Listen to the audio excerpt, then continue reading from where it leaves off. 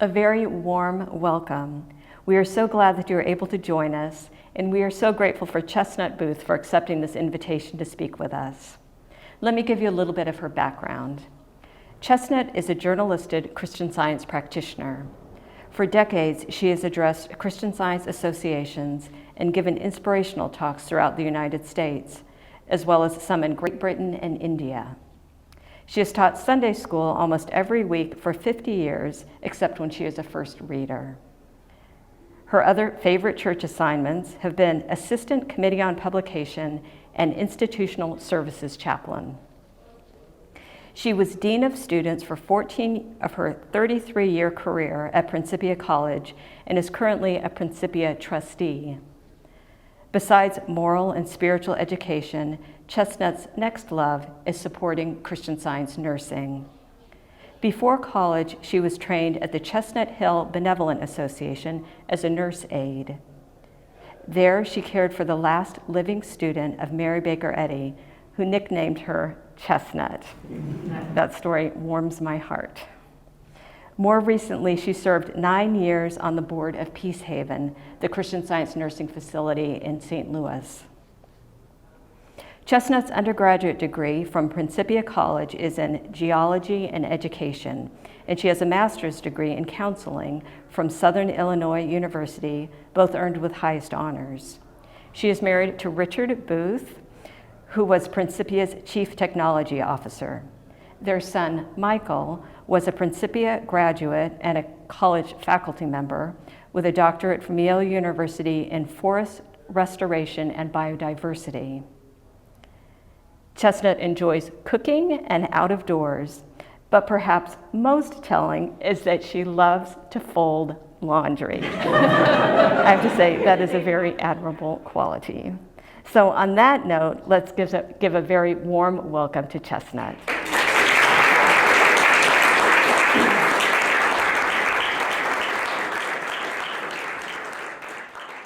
You came, thank you. I love it.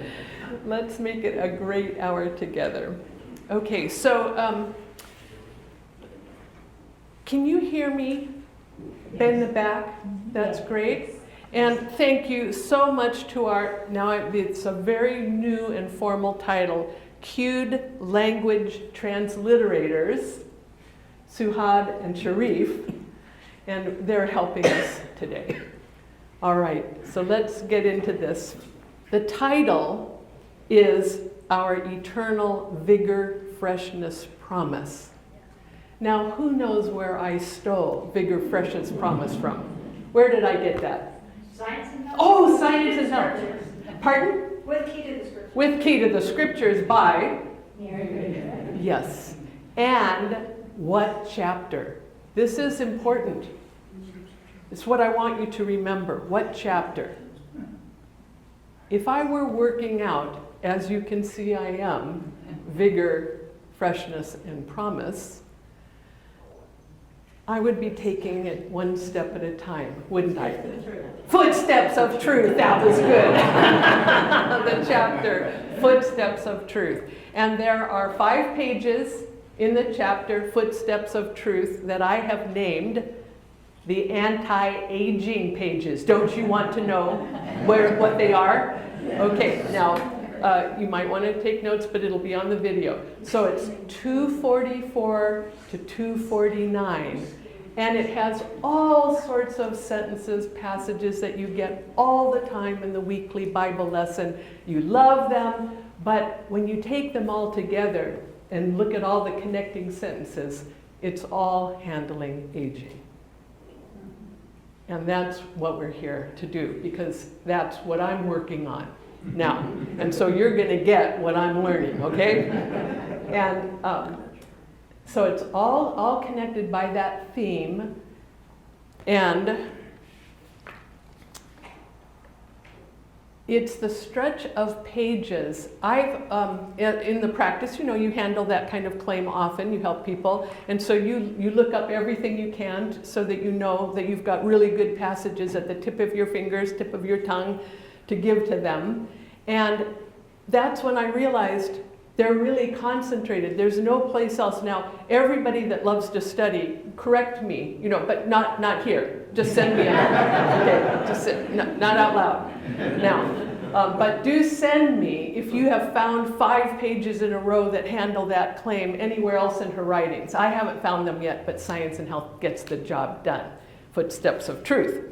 Okay, now for those of you who think you may be too young to have to handle, for example, aging, because you're so young, actually I learned how to do this and learned many of the sentences in those pages when I was young, and trying to make sure I had enough strength to bicycle 100 miles or, to stay coordinated in my sports, which I was never good at. I was never the best, but I was persistent, and which is also a lovely quality of God, persistence. And so I learned about these pages slowly but surely, and so it's never too soon, is it, to start refusing to age, right? It's never too soon to disagree with that claim of inevitability and to express one's vigor, freshness, promise. Now, I'm going to get back to those 5 pages. What do I call them? Anti-aging. Oh, that was good. Anti-aging pages. I'll get back to them, but one of the little things I can't help but do is notice how a lesson, the week that I'm giving a talk, applies to the topic, because lessons apply to everything, right? We all know this. And so I had to rewrite the first 3 pages of my talk because of this great lesson. I always love to make those connections. So let's do a little bit of applying this week's lesson to our topic, vigor, freshness, and promise. So this is a quiz.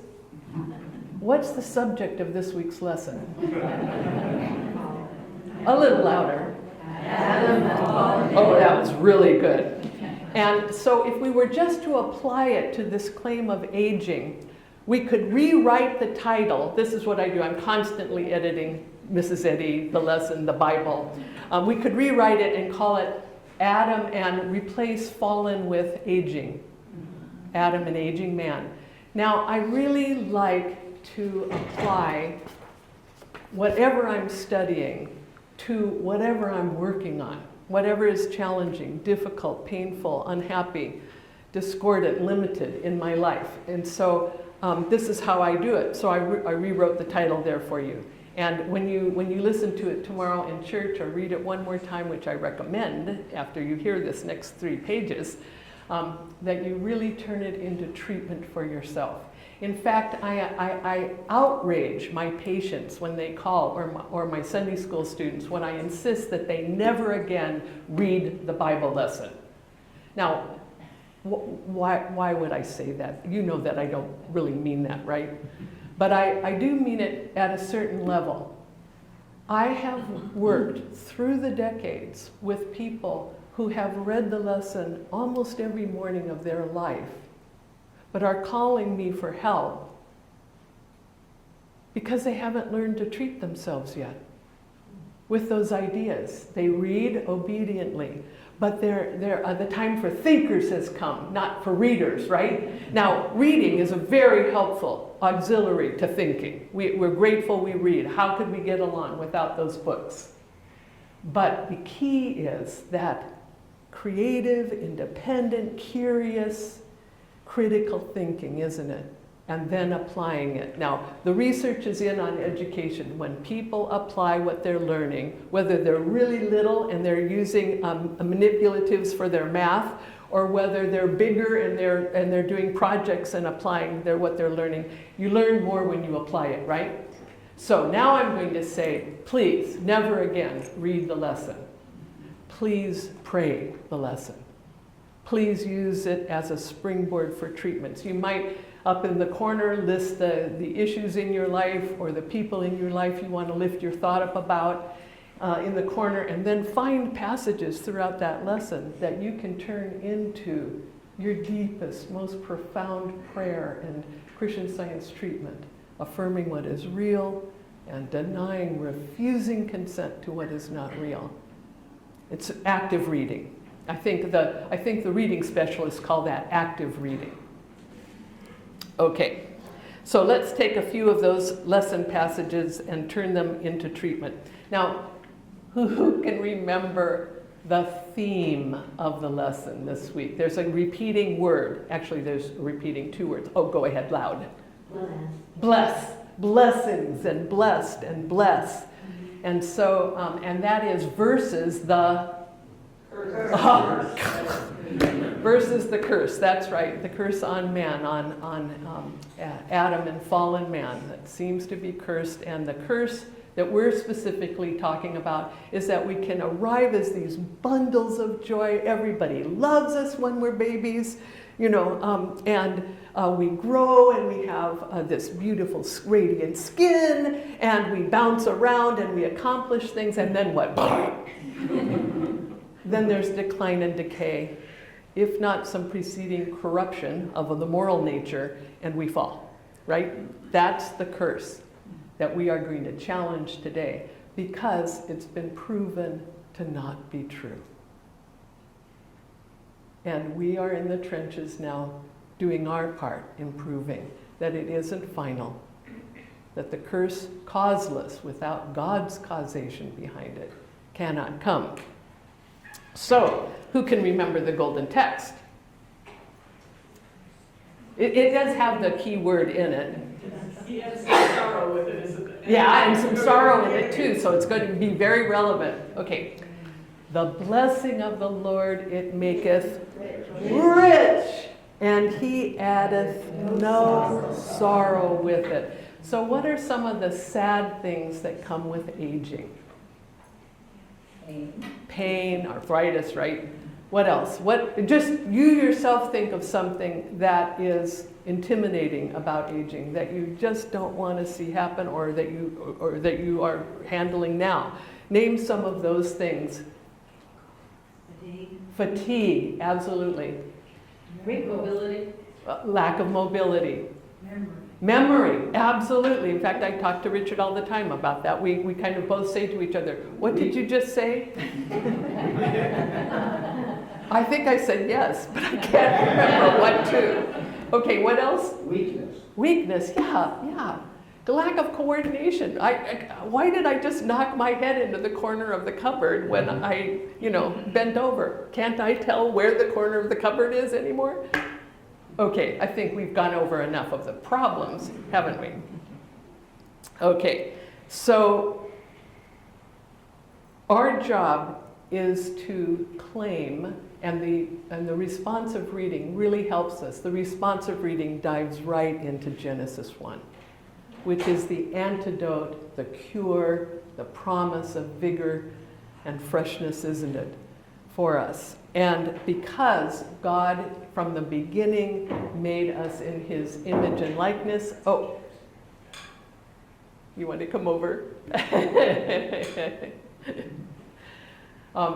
Image and likeness, and then blessed us with dominion.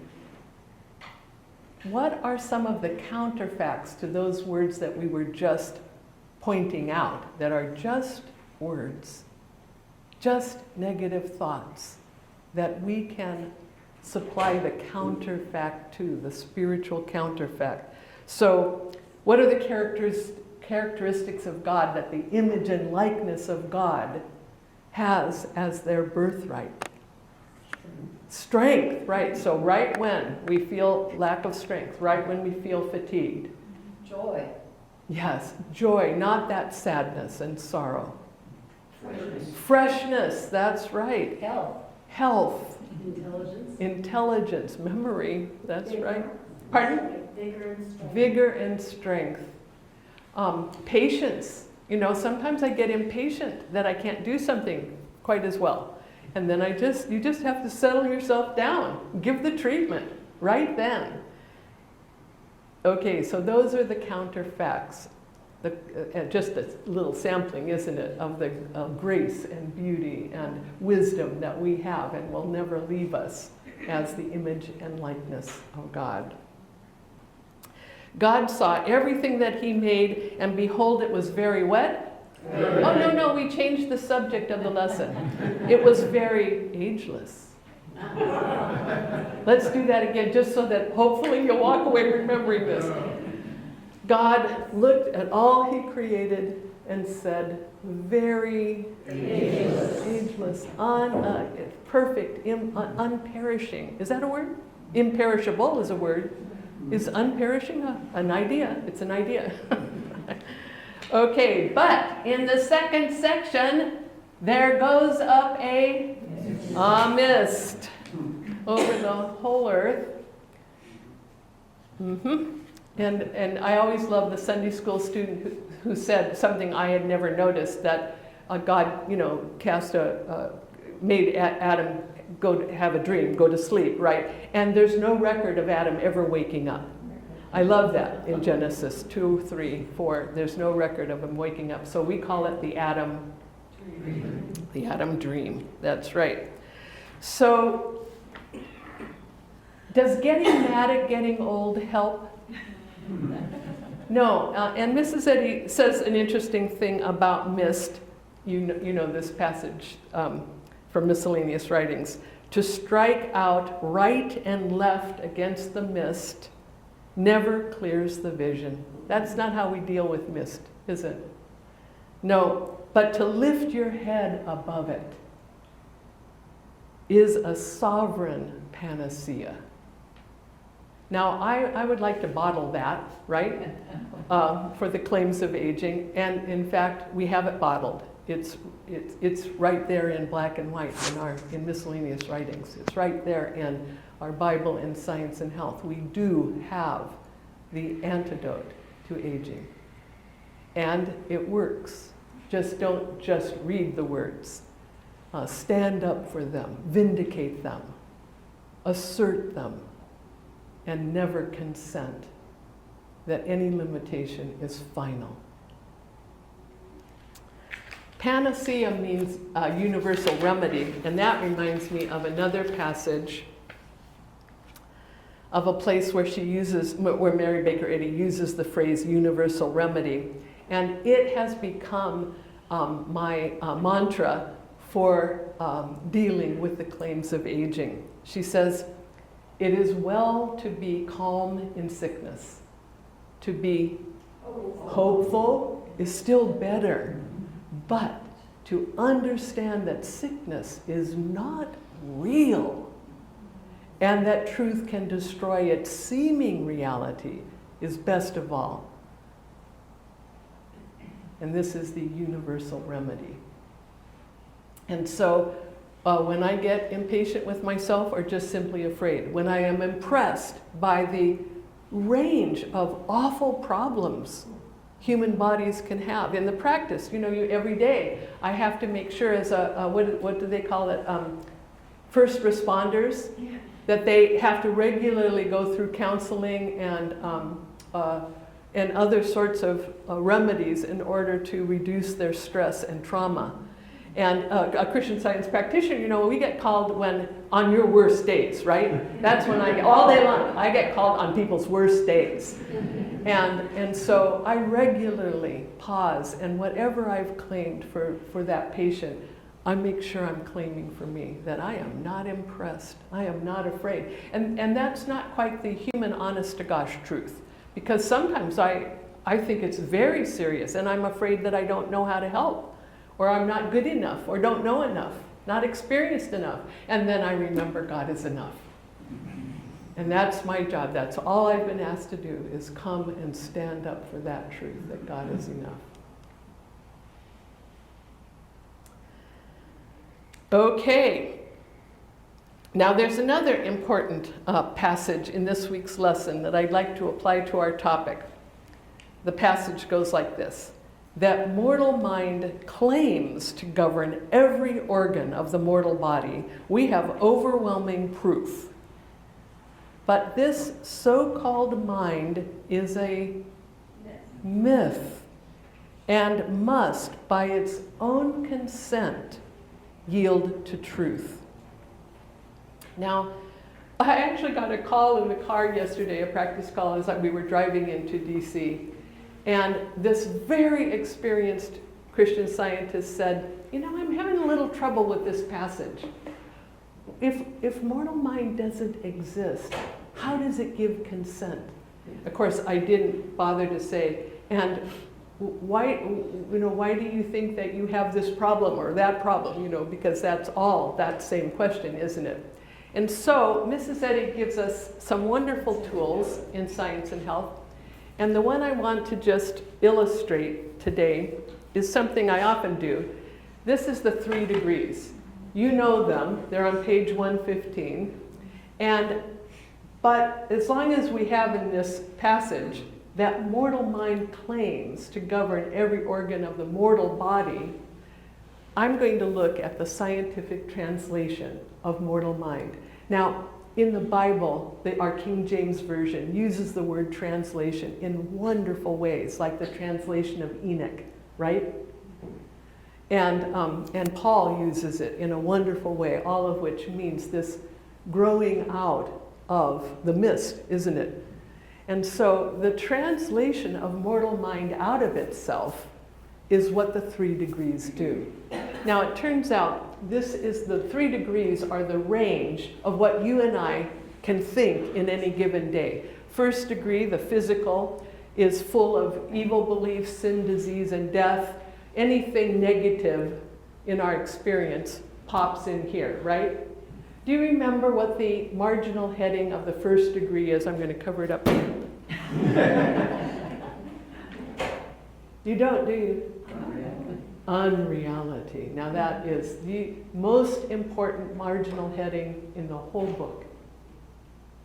That we name it just the same as, I think 300 years before Christ, mathematicians in Egypt were having trouble expanding mathematics to solve more problems. And what did they need? 0. They needed a name for 0. They needed the cipher. And this is the 0, okay? In Mrs. Eddy's metaphysical language. She names it, she calls it out. She calls it out as illusion, doesn't she? And she calls it unreality. Now the 2nd degree, as in almost any human faith tradition you can find on any continent in any century, moral qualities are helpful. We consider them, that we mature into our moral ideals, and Mrs. Eddy calls them the transitional qualities. No matter where you are, moral qualities are appreciated by other people. You can find common ground on that. So, but she calls them evil beliefs disappearing, whereas this is evil beliefs. This, the moral, is evil beliefs starting to lose hold on you. You're willing to discipline yourself because you believe there's more good in sharing than there is in eating the whole cake all by yourself, although I've had that problem. All right, now the 3rd degree she calls understanding, spiritual understanding. And look at that dear marginal heading, reality. Now, this is the summary of the culmination of several pages in the chapter that begins, of science, theology, and medicine, the chapter that begins in the year 1866, I discovered, right? That's how that, and it's several pages of the little history of her discovery. And this is the culmination of a couple of pages of her explaining what language she had to come up with to express, hard to express spiritual ideas. And the 3 degrees was the culmination of that. And so it is also a model for giving Christian Science treatment. We affirm the spiritual qualities and call them real, don't we? Health, holiness, happiness, wisdom, perfection, harmony. That's the real. And we deny any reality we call unreal, the awful problems that seem so real to us every day. And that frees us up amazingly to be willing to trust and try a little more grace, try to be a little kinder, try to be a little more inclusive, try to be compassionate with people we disagree with, etc., etc. Our moral qualities are set free to progress when we prayerfully claim the spiritual really is the real. God's blessing of dominion on everyone. It enables us to love our neighbor a little more, doesn't it? When we know that that's the real, and greed and corruption and lies are the unreal. All right, we'll come back to that a couple more times. The first degree is what we would call animal magnetism's claims, the hypnotic effect that unreality seems to have on us. We think it's real, but it's nothing claiming to be something. And it's what we are instructed to refuse internal heartfelt consent to. We will not consent that limitation is ever final. And that passage I was just referring to, this so-called mind is a myth and must by its own consent yield to truth. Your ability to choose the direction of your thought is your ability to no longer consent to the reality. We call it a myth, and we consent using our thoughts in the right direction only, she says. Treating other people the way we would want to be treated. That destroys our sensitiveness to evil, Mrs. Eddy says. Now, I like to think of the qualities of perfection, universal equality, justice. These are spiritual, compelling ideas that I humble myself before. Mrs. Eddy says, humility is the genius of Christian Science, the first step of Christian Science, the prism that makes everything clear and distinct. And so I believe that the highest form of humility is when in my prayers I humble myself and say, this is true, even though the rest is screaming at me. Even though I'm upset about politics or whatever has recently pushed my button. I humble myself. I bow low and give my consent that this is the real.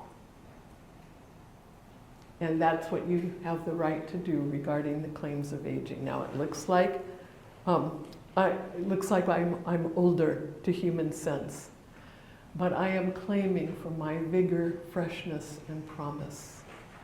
And I am grateful for the healings that has enabled me to experience in this last decade or two. Okay, let's keep going. In fact, the last passage in this week's lesson is, let the male and female of God's creating appear. And so, of course, I turned that into, let the ageless, radiant, glorious, eternal nature of us appear. And it turns out that in fact is in the last paragraph. That sentence is in the last paragraph of the anti-aging pages. Lovely coincidence. So now I'm going to turn to them for a little while. So let's start right at the about halfway down the page of 244, where Mrs. Eddy says, man in science is neither young nor old. He has neither birth nor death. Later in the pages, she says, life and its faculties are not measured by calendars.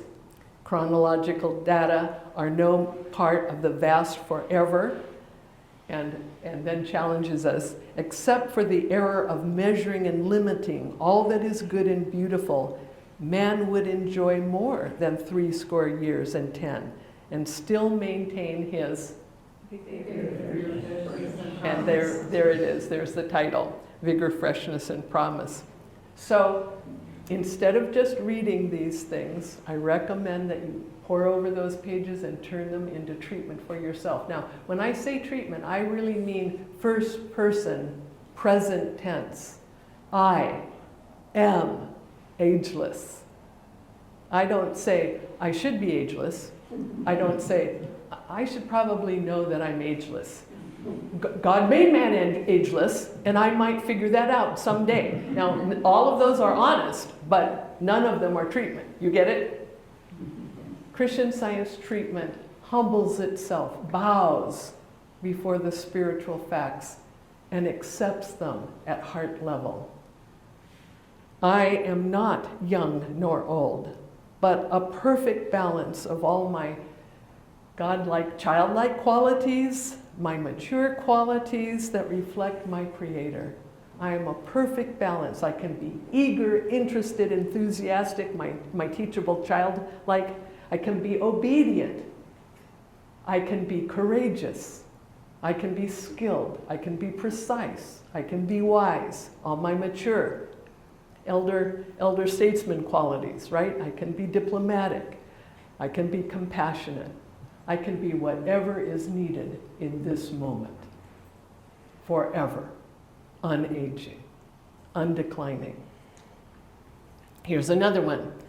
My life and faculties are not measured by calendars. My life and my faculties are not measured by calendars or demographics, but by God's immortal nature. That's the standard I measure myself against. Man would enjoy more than 70 years and 10. I enjoy being God's image and likeness every day of my eternal life, day after day after day, now and forever. I will always yield to the truth that maintains my vigor, freshness, promise. So I love claiming those things. The error of thinking that we are growing old, she says, and the benefits of destroying that illusion are illustrated in a sketch from history of an Englishwoman. You know exactly where I'm going. Let's just read the paragraph. Disappointed in love in her early years, she became insane. Now I'm going to, hopefully we'll demonstrate this without becoming insane, all right? But this is an illustration, it's a good point. In this mental state, she lost all account of time. In this mental state, she remained young. Having no consciousness of time, she literally grew no older. She had no care-lined face, no wrinkles, no gray hair. Youth sat gently on cheek and brow. Now this is the key. The bodily results of her belief that she was young manifested the influence of such a belief. She could not age while believing herself young, for the mental state governed the physical. Now, that's the primary metaphysical premise of Christian Science, right? Body follows thought. When consciousness yields entirely to the consciousness of God, body is without complaint. Okay. One instance like the foregoing proves it possible to be young at 74. I'm 73. I'm counting on this sentence. One instance like the foregoing proves it possible to be young at 74 and makes it plain that decrepitude is not according to law, nor is it a necessity of nature, but an illusion. And I can't remember on NPR, I just heard that they found some worm or fish that doesn't age, and they're now researching, why doesn't it age? Okay, so I like to turn those passages into statements like this. Wow, decrepitude is not a law. It's not a natural law to me. God's law of proclaiming, commanding that I be God's image and likeness. God's undying, by reflection, I am undying. I love to make those claims. And I love that we benefit from destroying the illusion. I love that I can't grow old. What a funny euphemism. I can't grow old. Now, growth, Mrs. Eddy says, is the mandate of God, of the divine mind. Growth is the mandate of mind. Progress is the law of God. So I know I will grow and progress. I know that this day is a day of growth and progress. Now, as you see me making these first-person present tense claims, I'm recommending that you be claiming them right along with me. Does that make sense? And you'll be giving yourself this treatment. So we can, while I, not through insanity, can lose all account of time, like that dear woman did, I can lose my belief in time. What definition of time in the glossary includes mortal limitations, right? Yeah. And so time in the first degree has its growth, birth growth, nice achievements, wonderful life, and then, and so I'm going to leave that version of time. And now in her little article, Improve Your Time, nothing improves a moment better than a moment of prayer. Nothing improves a moment better than remembering that anything negative or limiting is a hypnotic suggestion that in fact we can break those limits and find remarkable good unfold if we are just honest that the moment before we were acting kind of limited and grumpy, a little bit afraid and worried, but Jesus says, take no worried thought for your life, doesn't he? The improved sense of time, we just improve our time here. We do our best, and nothing improves a moment more than a little bit of prayer. Time here, what's the definition of day? God measures time according to the good unfolded. Now that's my kind of time. Okay, so today, good unfolds. And then more good and more good. All right. Also, we have in those pages, now there are a lot of these favorite sentences. I'm just only picking out a few of them, but those 5 pages are worth poring over. One of my favorite is, each succeeding year unfolds wisdom, beauty, holiness. And so, of course, I'm claiming this year isn't a step closer to my passing, to the unknown, I'm anxious about how this all is going to end. Instead, I say, this year, I'm going to learn things that will help me master whatever comes next, because God is gracious. In fact, she says in these pages, life is eternal. We should find this out and begin the demonstration thereof. I use this sentence every day. Okay, Chestnut, life is eternal. I have found this out. And people who have gone before me have proven how unlimited life can be with their demonstrations. I can't tell you, every day, I stand in awe at Jesus' demonstration over hatred, pain, in the cross experience.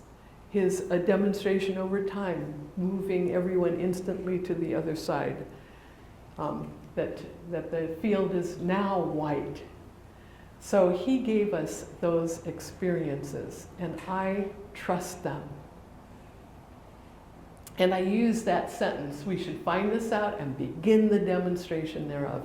And I figure that if I face every challenge, every grumpy thought, every disoriented moment, with a reaffirmation of what I've just been claiming, that I will be readier and readier, won't I? To just move right through what the world would say is a transition called death, or maybe the end. The world says we're not sure. Is there something afterward or not? Now I'm in the camp that there is, but I'm not waiting. It's present tense, that harmony, that life, that strength, that beauty, wisdom, holiness. So those pages also include the recipe for beauty. And what is the recipe for beauty? Has less illusion and more soul. Less illusion, more capital S soul, more God in our life is our recipe for beauty. And I used to spend a lot of time, I used to wear, when I was 16, peacock blue mascara and eyeliner. It went very nice with red hair, I thought. You know, I spend less time on that. Zero time on that. But I am not spending less time on beauty, am I? Men and women of riper years and larger lessons, these pages say, ought to ripen into health and immortality instead of lapsing into darkness or gloom. Now, the example that Jesus didn't give me, because his mission required him to do things at a young age, didn't he? And he was out of sight by something like 33. And what he accomplished in those 3 years of ministry. But he didn't get to show me how to demonstrate being 80, did he? He had a different mission, but somebody did. Mary Baker Eddy, who had such poor health in childhood and early adulthood, kept growing, didn't she? She kept ripening into health and harmony. Even though the last 10 years were much quieter, much better health, there were a couple of episodes we have recorded in the biographies, but she came through them. And just for the purpose of this kind of talk, in this kind of setting, I'm going to read to you what dear Robert Peel stuck in his footnotes, because it just seemed a little unsavory to talk about this. But the doctor that was called at Mrs. Eddy's passing to record the death, to legally record the death, said that it was the most beautiful countenance he'd ever seen. But the one I'm going to read to you is the dear mortician who prepared the body, on his own, wrote to the church, and this is his statement. The tissues were remarkably normal. The skin was well preserved, soft, pliable, smooth, and healthy. I do not remember having found the body of a person of such advanced years in so good a physical condition. The walls of the arteries were unusually firm and in as healthy a state as might be expected in the body of a young person. The usual accompaniments of age were lacking, and no outward appearance of any disease, no lesion or other conditions common to one having died at such an advanced age were noticeable. Now, we don't read that to each other very often, do we? We don't talk about death that way, do we? But it does illustrate, and you in the biographies, you know she spent hours in prayer for her movement, hours in prayer for herself in that last decade.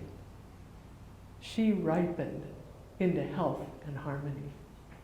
She did not lapse, did she, into darkness or gloom.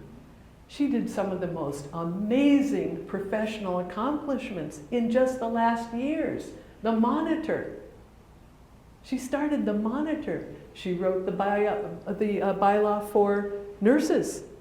Last bylaw added to the manual. That's my model. That's the gold standard right there. These pages include the paragraph, "We are all sculptors." What's the model you're looking at? Is it the majority belief model, the universal belief in aging? Or are you letting God's qualities be what you keep in thought? Remember, body follows thought.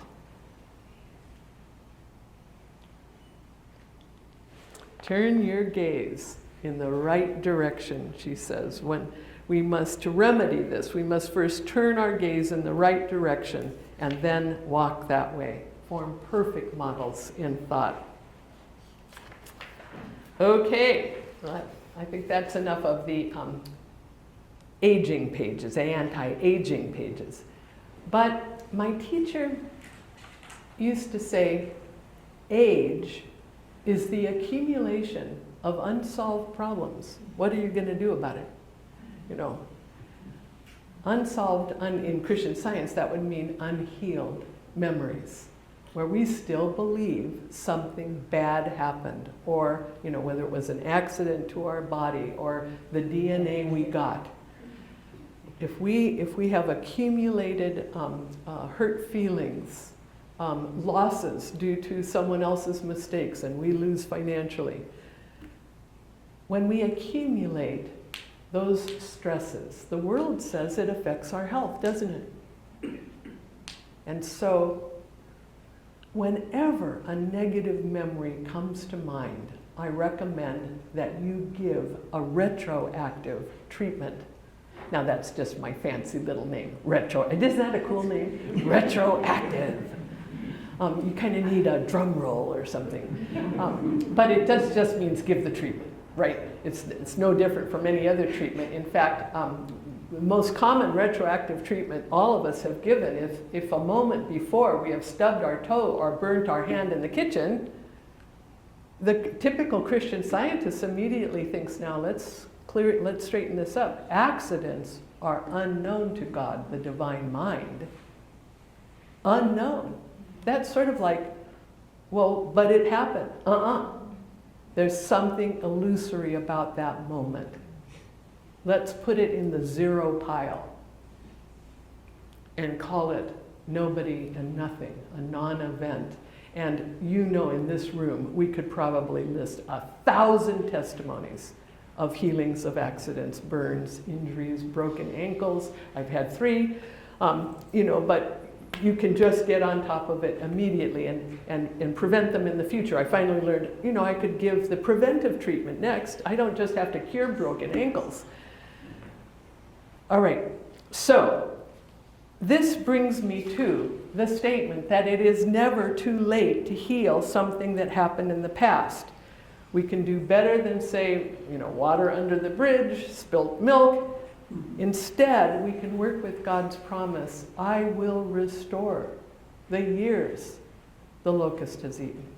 It looks like that awful thing happened, that damage, that loss, that disappointment. But through the lens of God's eyes, it did not happen the way the material senses insist on ruminating, right? God is all in all, happening in all dimensions. And just as life, God, in one of our favorite Mrs. Eddy hymns, owns each waiting hour, life owns each waiting hour, I have learned to claim that God also owns each past hour. What did I think was happening but good?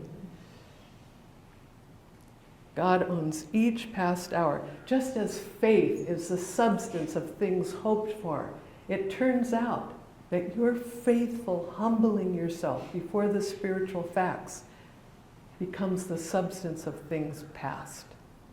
Faith is the substance of things past.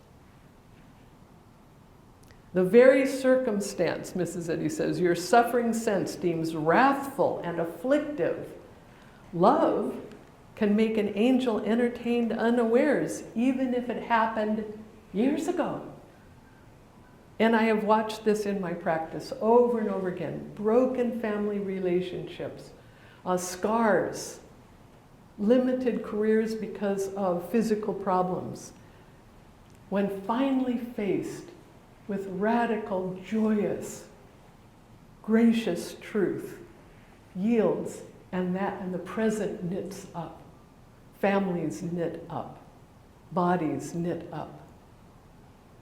Of finances that have been lost for decades, the good flows in through other channels.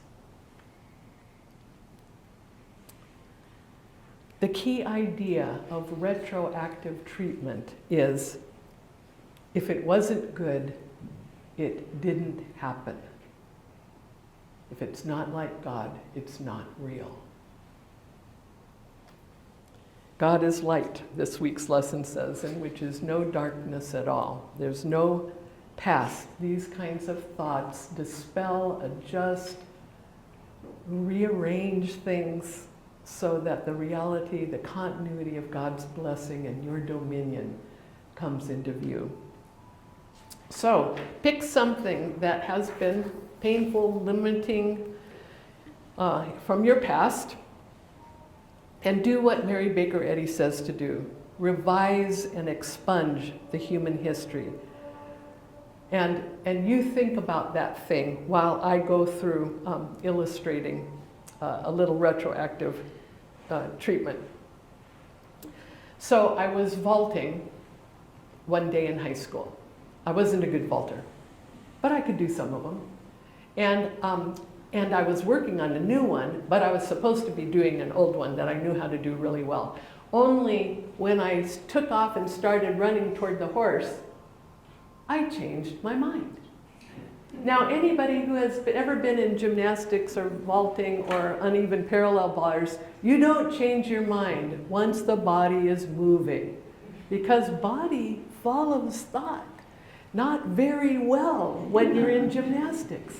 And so I hit the springboard, I went for the vault, and I was deciding I was going to go this way, which is a really cute vault, you know, when both your legs go out that way.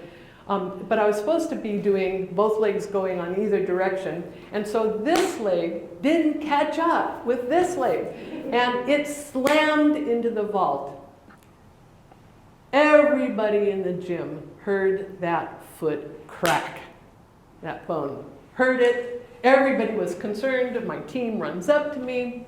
My coach runs up to me. But it is the last class on a Friday afternoon. And my coach, I want you to know, had a date with the drummer of the Beach Boys. I just want you to know. And the whole place was a jitter over that. And they didn't really care that I had just broken my foot. Are you okay? Oh, good. Because, of course, as a Christian Scientist, what am I trained to say? I'm fine, right?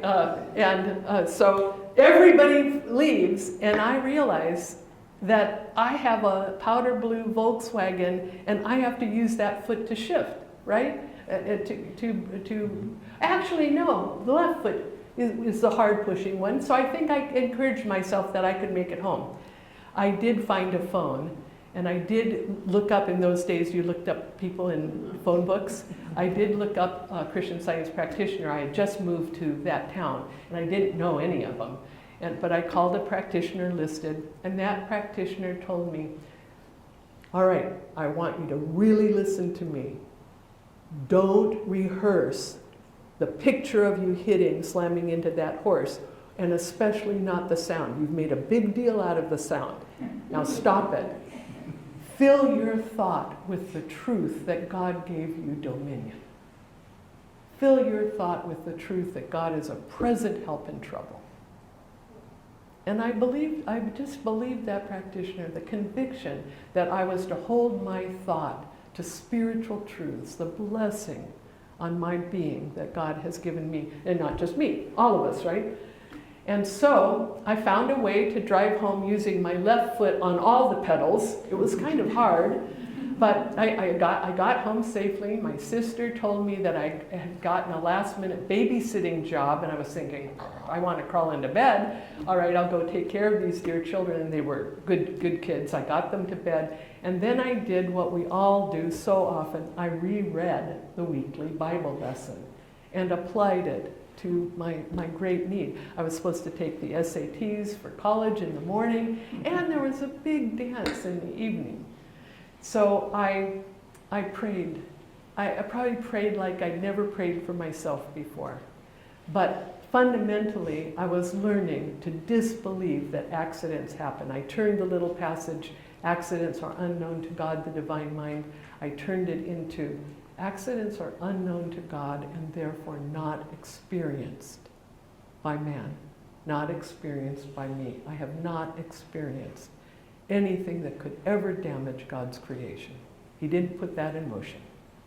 And I forgave myself for being a fool, changing my mind. I said, it looks like I was careless, unwise, but even that couldn't be the truth about God's glorious, perfect, wise reflection. So I yielded, I humbled myself, I bowed before spiritual facts. I drove home using both feet. I got up in the morning, I did well on my SATs, and I danced the night out. It was at an AU dance event, and it was very fun. Later that year, I was dating an older man. He was out of high school. He was 5 years older, and he was in the Coast Guard. And he told me he would call me. He was going out on a mission. He'd be gone about 2 weeks out on Puget Sound, and when he got back, he'd call me. It would be like a Thursday or a Friday, and we'd figure out something to do that weekend. The weekend came and went, and my little adolescent imagination came up with all sorts of stories. He doesn't like me. You know where I'm going. My heart is broken. I'll never see him again. There's no reason to live. You know, all of that drama. So on Wednesday, it was my practice to go to church. I love church, and I sat in up towards the front. And in the first hymn, I heard from the back row his beautiful tenor. Now, he went to a different church, but he was there, and in my completely perverted, distorted adolescent angst, I was sure that he was sitting in the back and not coming to sit next to me to mock me, right? I do not remember one word of those readings. I didn't hear them at the time. All I did was fuss and fume. I don't think you probably have ever gone through anything like that, but I did. And then, worst, my Sunday school teacher, the chairman of the board, all knew him and circled up everybody to talk to him.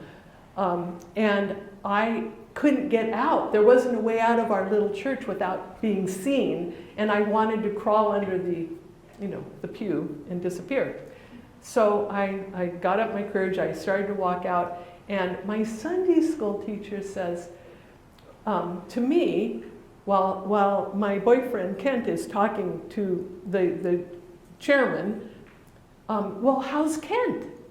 And I said, how should I know? He hasn't called. Now that is not like me. That was the devil. And I knew that was catty and small-minded and adolescent, and so I just slinked out and got in my little powder blue Volkswagen and drove out to Snohomish. That was a farther drive to home than his drive to Lake City. And so on the way home, I knew that I had done wrong, and in the lesson that week was the Ecclesiastes 3:15, God requires that which is past. And I had it completely in a negative context. Oh my gosh, in the book of life, God has now a negative mark by my name because I've been, unchristian, foolish. And then I heard out of the ceiling of the car an angel laughing. No, no, no. If God requires the past and God is all, the past must be good. And I said, no, that just happened. And the angel continued to laugh.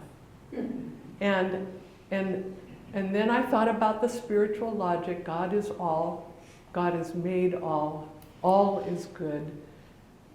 Whatever happened would have to be good. And so I said, all right, I get the spiritual logic, but my mother would tell me to apologize. And so as soon as I walked into the house, I walked up to the phone. Remember, phones were in the hallway by the stairs, one phone in a house. I pick up the phone, I dial his number because he's probably already gotten home, and he answers, and I say, Kent, I am so sorry. And he interrupts me and he says, Carolyn, remember that's my real name, Carolyn, I was looking everywhere for you at church.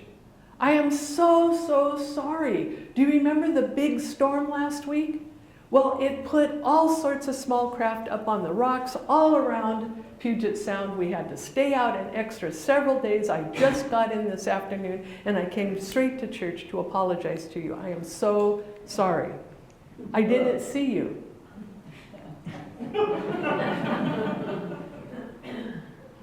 If it's not like God, it didn't happen, right? There's something about that angel that just erased that false moment. That wasn't like God, wasn't good. And I tell these stories because I have since used that logic again and again. God requires that which is past. If it's not like God, it didn't happen the way the material senses insist on rehearsing it. Only good happened. And the people involved were all God's children. Not a bully bullying me, not me hurting someone's feelings. Everybody involved, God's perfect children of dominion, and no damage done. Now, sometimes I have had to think it through and give that treatment again and again when the memory has been especially terrifying or devastating in my life. But it has always come out on God's side. And my experience has always mended. I'm still working on a couple, but that's all right, step by step, right? That's how we do it. Okay, let's come to the end of this. Mrs. Eddy was the model of this. She says in that very chapter, Science, Theology, and Medicine, without irony, after having such poor health and then being in such poverty and cheated on by her husband, etc., and then devoting her life to spiritual ideas that her family could not support and therefore did not support her. Without irony, she says, God has been graciously preparing me over many years to get the answer that she'd been looking for. How did Jesus heal? All of her life, she had been graciously prepared in her mind. All that had healed. Okay, so let's review the key elements of retroactive treatment. To summarize, error never gets to have the last say. So whatever you pictured when I asked you to pick something out of the past that could use some healing so that it doesn't accumulate as a physical problem for you, go ahead, cleanse it out. Error never gets to have the last say. It wasn't ever true even when it seemed to be happening. It doesn't matter how many years ago or how serious it was. We can give the treatment today that we have grown into, the truths that we have grown into today. We know more now. We can now pray about things that happened in the past that maybe we were too young to know how to deal with, too scared. But we can deal with them now, and they set us free. Faithful treatment is more substantial, more real than the story the senses tell. In retroactive prayer, truth is always final, always the victor. These are Mrs. Eddy's phrases. So then the accumulation of unsolved problems that cause aging diminish and finally disappear, her phrase. Now, there's even a bigger context for this talk than just, of course, the need that we all have to face the aging claims and get victorious over them. But the world is still in great need of the truths at the heart of Christian Science. The world is still in great need of the movement of Christian Science. Christian Science moves one treatment at a time. Christian Science movement is the activity of truth, Christ truth, in the thoughts of Christian scientists. That's the Christian Science movement. You are the Christian Science movement when you give treatment. So please, give the treatment that you need, that your family needs and your endeavors need, that your world needs. And I'm pretty sure you will demonstrate your God-given and eternal vigor, freshness, and promise. Thank you very much.